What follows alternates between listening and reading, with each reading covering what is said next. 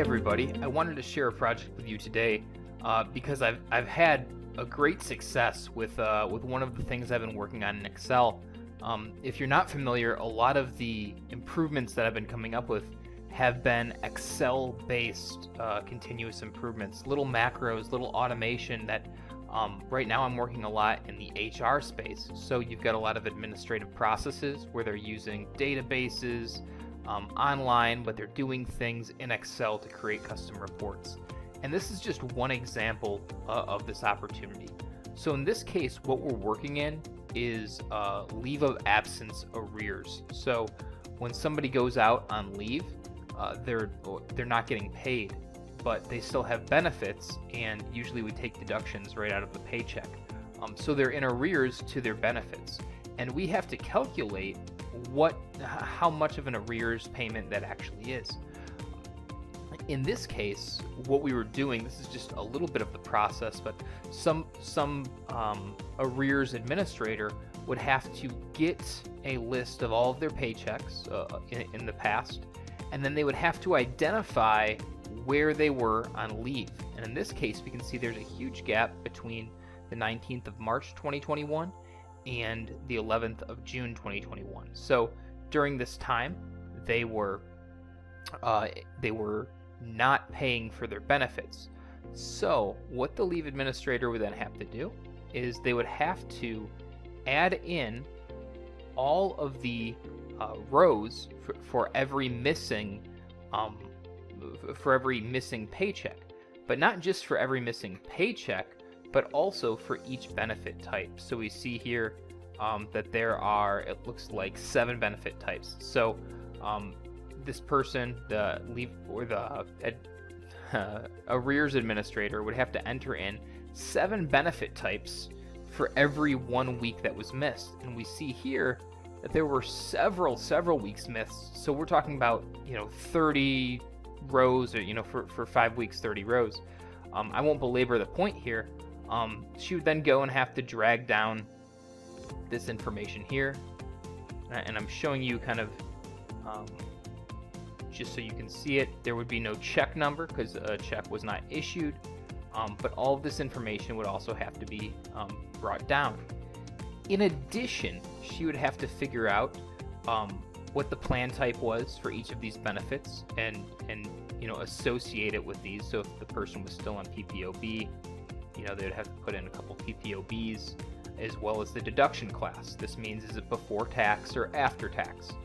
And then associated with that, we've got the deduction code, the benefit plan type, the current deduction amount, as well as if there was anything getting taken back.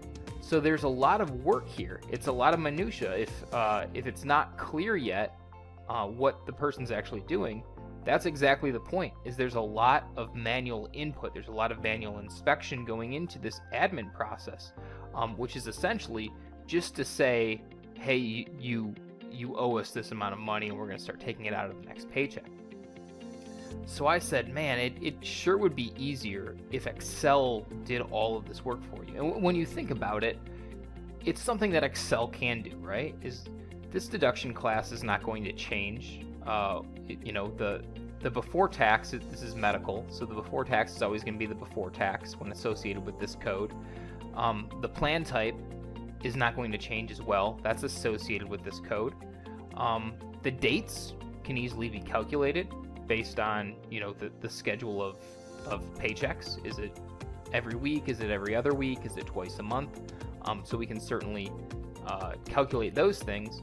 And then finally, the deduction amounts will either be the same, or they can go back into the database and confirm those amounts. It gets even trickier when you only take out benefits on the first 2 pay cycles of the year. So, the first 2 pay cycles of the month. So on April 30th, that would have been the 3rd pay cycle, and as you'll see, you'll have to back out that amount. So I said, wouldn't it be easier if Excel did all this heavy lifting for us? So I made an application that did just that. It's not fully automated because there is a level of personal touch to this. But in this case, what it's done is it's accurately identified the last paycheck before the leave of absence and the first paycheck after returning from leave of absence. It calculates the number of pay periods, and then it allows the administrator to select the deduction codes that they would like to have. And this is essentially calculating how many rows that need to be added to this document. In this case, I'm just going to use all of the same benefits codes. So bear with me here as I go and find them. Let's say LTD and one more. So here we'll go ahead and hit OK. The next thing that has to happen is all the benefits amounts have to be added in. And again, this might change if you go on leave. Let's say you go on leave because you've given birth to a child.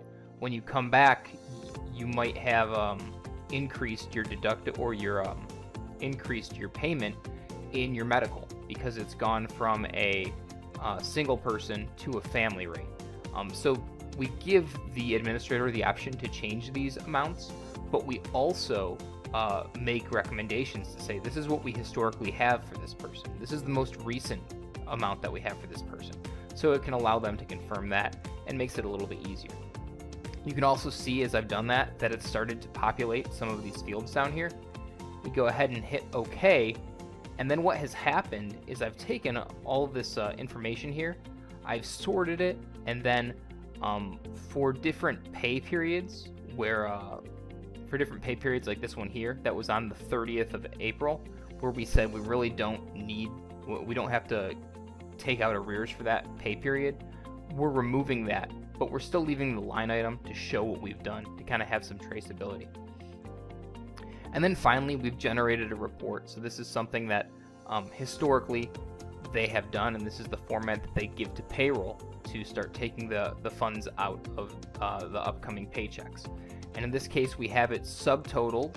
It's sorted and subtotaled by the deduction code itself, and then it's highlighted what these values are here. If it is that money is actually owed to the person, as it sometimes is, these colors will change. And then at the very end, we have a grand total of how much it is owed, as well as the subtotals for what each benefit code is owed and why. So again, this is just a cool down and dirty project. It did not take that much time to complete.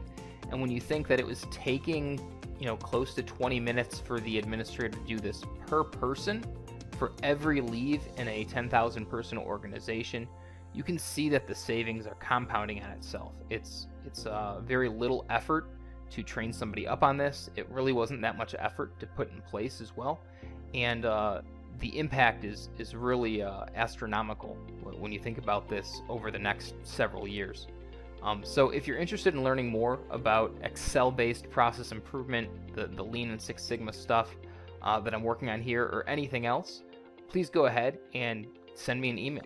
And if you like this video and you like the application of using Excel macros to automate and improve processes, go ahead and like and subscribe to the video. Thank you.